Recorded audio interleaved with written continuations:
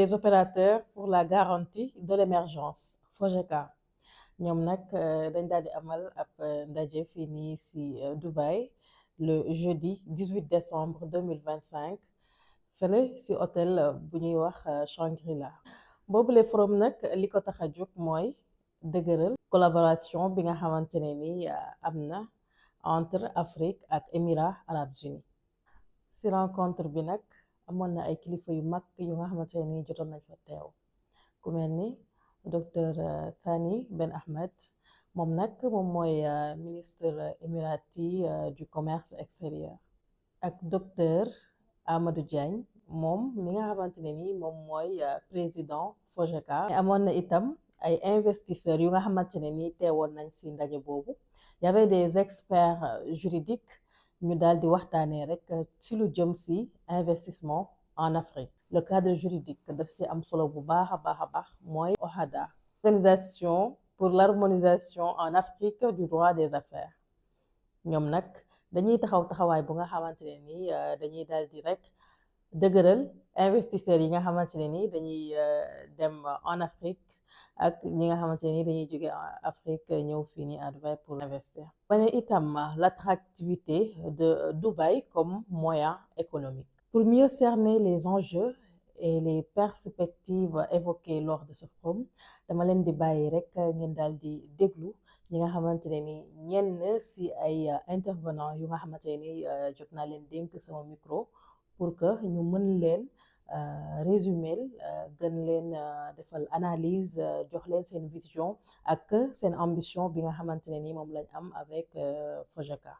waaw journée tey bi lu am solo la ñun dañ fi daje woon pour def forum dañ fi daje woon pour waxtaanee mbiru Afrique ak waxtaanu mbiru Dubaï ak mbiru état émirats arabes yi nekk fii ci biir émirats arabes maanaam xool naka la ñun waa Afrique mën a ñëw liggéeyee ak ñoom ak xool ñoom aussi naka la ñu war a mun a liggéeyee ak waa Afrique bon yàlla dimbali nañu waxtaan nañu gis nañu ay bunt yu bëri gis nañ fi ay signature de partenariat déglu nañu tamit ñi nekk fii ba xam ñoom li nga xamante ni mooy avantage yu ñëw liggéey fii ak li nga xam ni mën na nekk problème te loolu sax bariwul ndax daanaka amul ak li nga xam ne ñun ñi nekk Sénégal ñoom buñ fa ñëwee mun na nekk seen avantage ak buñ fa ñëwee mun na nekk jafe-jafe loolu nag waxtaane nañ ci gis nañ ci ay bunt gis nañ ci ay solution ba tax na li ñu yaakaar te mu doon lu am solo mooy dina pousser africains yi bëgg a ñëw investir fii ñu ñëw investir dana pousser encourager tamit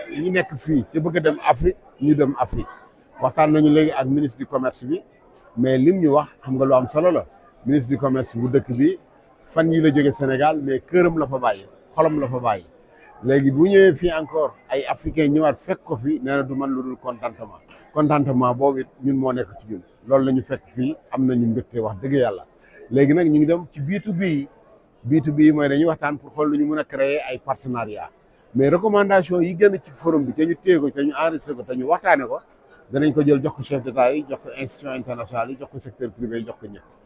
Monsieur Mamadou Diagne di njiite si FOGECA dal dina ñëw itam ci opportunité yi nga xam ni mi ngi xaar investisseurs yi ndax loolee kat dafay daal di yokk rek koom-koomu réew yi nga xamante ne ñoo ëmb bii les coopération. que déjà expérience la nga jóge ci dëkk dem ci dëkk bëgg a dem investir yi foofu yaakaar naa boo comprendre environnement wu affaires yi climat des affaires ci dëkk ba comprendre sur le plan juridique aussi li nga mën a am ci dëkk bi ak li nga munta am yaakaar naa ni dana faciliter pour que nga mën a ñëw jël sa alal ñëw indi ko ci dëkk bi boo ko indee ci dëkk bi te vraiment mu nekk dans des conditions saines extraordinaires doo man lu dul participer au développement de ton business ñoom aussi bu ñu gisee loolu ba tax ñoom it ñu ñëw di investir en Afrique dana tax ñoom it wax dëgg yàlla ñu contribuer au développement de notre continent te ñun développement suñu continent boobu mooy li am solo mooy li ñu soxal mooy suñu objectif principal aussi. mi ngi jeexalee nag si njeexintal yi nga xam ni ñu ngi koy xaar ginnaaw bu ñu weesoo édition 2025 bii. journée bi jàllee li ëpp importance pour ñun mooy la continuité mooy lan mooy li nga xam ni am nañ ko muy résultat yi ñu fexe ba mu nekk du concret ñu bañ ko jël rek dugal ko ci tiroir bi li ñuy def mooy fexe ba sur le plan résultat li nga xam ni def nañ ko ñu xool ba xam naka la ñuy pousser naka la ñuy booster ba ñu mën a régler ba ñu mën a développer suñuy business su bopp développer suñuy continent danañu permettre bu ñu fi jógee lacune yi ñu am fii ak erreur yi ñu am fii ñu bañ ko def ci prochaine étape bi ñuy dem defi parce que mois de février bi ñu jëm ñu ngi jëm Algérie incha allah di fa defi forum bu demee nii te comme président Algérie ci boppam moo ñu invité moo ñu woo incha allah bu ñu ko fekkee bëgg nañu bu ñu demee lacune bu ñu amoon wala problème bu ñu amoon ci dëkk bi ñu bañ ko am ci dëkk boobu li koy tax nag mooy je crois que c'est de l'expérience et l'expérience sert à quoi looy gën di dem ak loo romb rek loo foo amee erreur da ngay fexe ba erreur boobu bañ a continuer. Sure. So, welcome to FOJECA 2025. The 2025 edition, as you know, is being held here in Dubai, United Arab Emirates. The stated objective of FOJECA is to bring various investor groups, various other stakeholders together to invest in the success, in the economic growth of the African countries. In this edition and here in Dubai, a lot of investors from within UAE, from Abu Dhabi, from Dubai, from Sharjah, Ras Al Khaimah gathered to meet with various key stakeholders from the participating countries. A lot of good, interesting discussions were held with respect to not just real estate and property and development, but also around how to bring in manufacturing into the African countries, how to improve the talent, how to bridge the gap in the technological space. We hope that this forum continues with the agenda that it has set and brings a level of integration between the Middle East region, which is being led by UAE, and the African countries. We look forward to seeing you guys again in 2026. Thank you.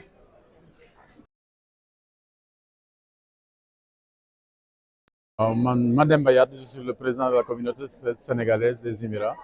Je suis également le représentant de l'ambassade du Sénégal ici à Dubaï et le reste des Émirats. Bon, voilà, je pense bien que c'est une journée, c'est tellement fructueuse. Journée FOJECA ici à Dubaï. Donc aujourd'hui, donc le 18 décembre 2025. mu ñëw aussi tamit ak sama xarit bi Émirati bi nga xam ne moo ñu soutenir bu baax ci sunu association des Sénégalais bi nekk fii ci Émirats Arabes Unis. Bon, le président Amadou Diagne donc vraiment may ñu opportunité bi organiser fi donc la journée forum FOJECA bi fii à Dubaï. Vraiment que c'est une fierté, c'est un grand plaisir parce que investisseurs yu bare ak africains yu bare ñëw nañ fi mu ubbi leen ay opportunités yoo xam ni investisseurs yi ak ñi nga xam ne dañoo soxla ku leen financer daje fi loolu c'est une grande opportunité. loolu ñu ciy remercier di sant yàlla. remercier bu baax tamit le président Amadou Diagne ak ñi mu àndal yëpp équipe am yëpp ak tous les Africains vraiment di remercier aussi tamit waa Émirats Arabes Unis ci seen taxawaay surtout moom mi nga xam ni Ibrahim di sama xarit aussi tamit représenté donc waa Émirats Arabes Unis. En tout cas daal dañuy wax ni que ni ñëpp bëgg nañu kontaan nañu rencontre B2B bi nga xam ne actuellement que ni moom mooy am ni léegi nga xam ne investisseurs yi ak ñi nga xam ne par exemple ñoo soxla ñu leen financer commencé na. Bon loolu tamit vraiment tamit ñu ci am mbégte ak contentement boo xam ne vraiment jàpp nañu en tout cas c'est une bonne opportunité pour l'Afrique, n'est-ce pas Ibrahim? Thank you. Hi, my name is Khalid Ali. I'm the Regional Director for Africa for Dubai Chambers. This is definitely an amazing event, beautiful minds from the continent. We've had many interesting meetings, and tomorrow we'll continue the series of meetings. Africa is the new frontier for us. This is the place where business is happening right now. Africa is rising, and it's time for us to plug and play all the solutions, capital, investment, think tanks that we have in Dubai to put in good use in Africa. Looking forward to working with you guys. Thank you very much.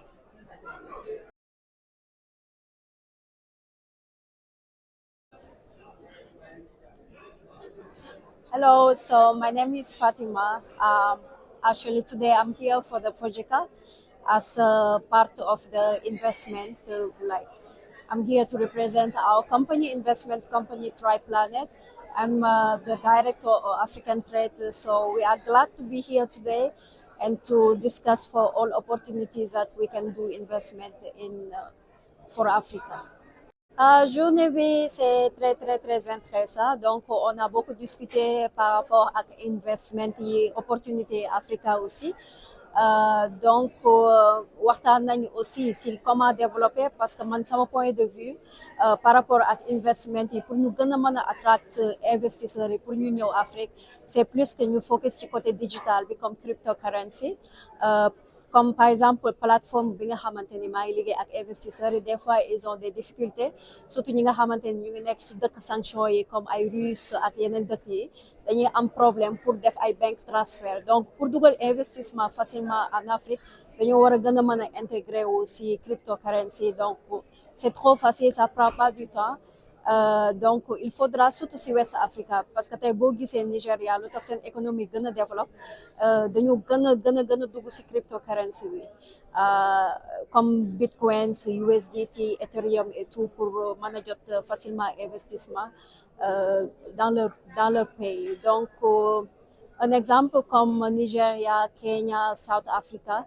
ils sont trop en avance sur les cryptos donc je pense que bu ñu changer tuuti framework en Afrique pour mën a attirer plus d'investisseurs régulation yi ak crypto yi il faut que ñu intégrer ko bu baax a baax si suñu yenn dëkk yi comme le Sénégal.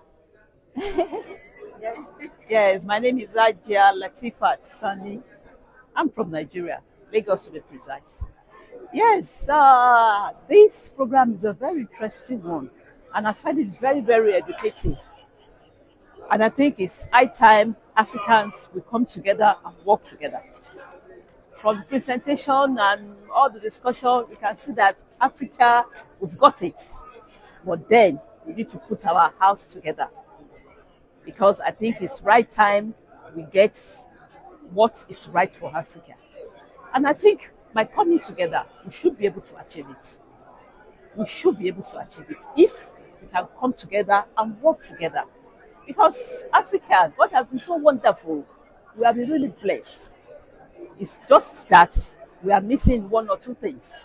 But I think by coming together and being our brother's keeper, we should surely get there. And that is why Africans, we need to wake up. We have to tap all our potentials. We've got it. We've got everything. Talk of gold, talk of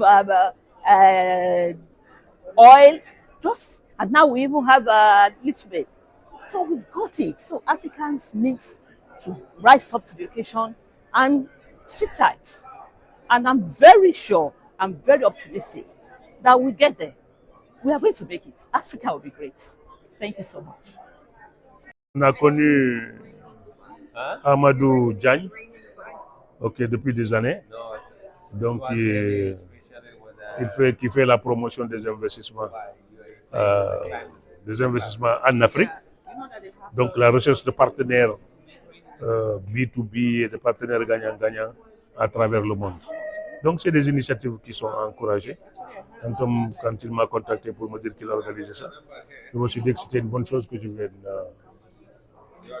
je sois présent à cet événement, quoi. Donc, en France. Donc, c'est juste pour essayer d'encourager les initiatives africaines, parce que tout ce qui contribue à envoyer des investisseurs internationaux sur l'Afrique est une bonne chose pour développer nos ressources pour le bien des Africains, quoi.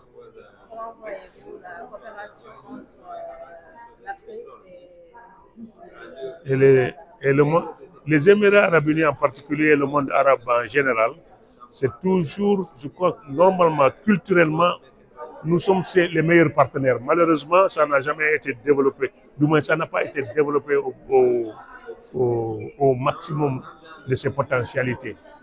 Parce que je dis toujours aux Arabes qui veulent investir, l'endroit le mieux pour investir, c'est l'Afrique. Bon, malheureusement, ils ont tous, peut-être la plupart d'entre eux sont formatés par les institutions internationales. Ils préfèrent investir à Londres, à Paris et autre chose, alors que le retour sur l'investissement n'est jamais le même. En Afrique, tu peux tripler, quadrupler le retour sur l'investissement. Donc, c'est vraiment une bonne chose de les encourager d'investir en Afrique. Ça a toujours été mon motto.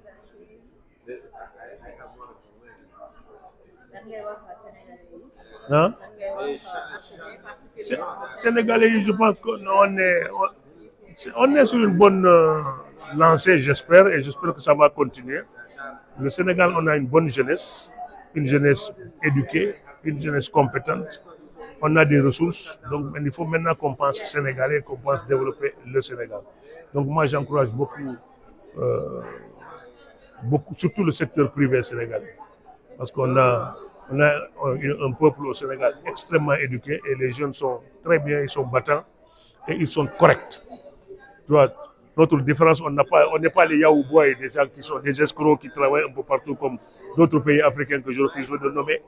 Le Sénégalais est partout, il a le standard, il a la moralité, il a l'islam, la religion qui est extrêmement bien pour nous, comme guide dans toutes nos actions. Et j'encourage beaucoup l'initiative et je prie nos autorités de supporter le Sénégal, de supporter le secteur privé sénégalais. Voilà. Bon, maa ngi tudd Mamadou Fall, maa ngi dëkk Abu Dhabi. Donc on est entrepreneur dans le domaine de la maintenance, facilities management, donc tout ce qui est bâtiment, rénovation, climatisation. On fait aussi de l'IT, donc loolu moo taxoon ñu ñëw fii. On connaît également le président Amadou, qu'on félicite beaucoup, Amadou Diagne. Donc voilà, pour cette organisation, c'était une belle réussite. Alors ça a permis quand même nit ñi gisante, nit ñi xamante et surtout faire connaître également le Sénégal. Donc ça nous a permis d'inviter nos partenaires ici pour découvrir donc des potentialités en tout cas yi nekk Sénégal, opportunités yi fa am. Donc c'était vraiment super comme événement. Ñu ngi koy remercier, di ko féliciter encore une fois. Okay, hi, good afternoon. My name is Teresa Nang, CEO of Blackstone EG and Partners, and we are glad to participate this year here at FOJECA 2020 from Equatorial Guinea. Yes, and we are really happy to be here today, participating here in FOJECA 2025. Actually, the second time that I participate at FOJECA. The first one was back in 2020 in Senegal, and this is the second time. So actually, it's as I said during my presentation in the panel, I think that it's the right infrastructure, the right way platform to engage investors and the business opportunities, and that is something really interesting for us because as an investment lobbying firm, is what we are most interested in finding the investor that are interested in the business opportunity. So we basically support them to link the business opportunity and the investment. So I think that it has been really good. Had really good conversations today. We have now actually we're having a really good networking. I have the pleasure to meet him, and we definitely, I think, with conversation like this can be the first step to a very fruitful relationship. So I think that it's quite important that we can have this kind of opportunities and environments where we can connect each other and see how we can support each other. Thank you. ginnaaw nag ba ngeen dégloo yenn ci intervenant yi rawatina njiitum FOJECA muy docteur Amadou Diagne, un message se dégage clairement mooy l'Afrique attire et Dubaï se positionne comme un partenaire stratégique.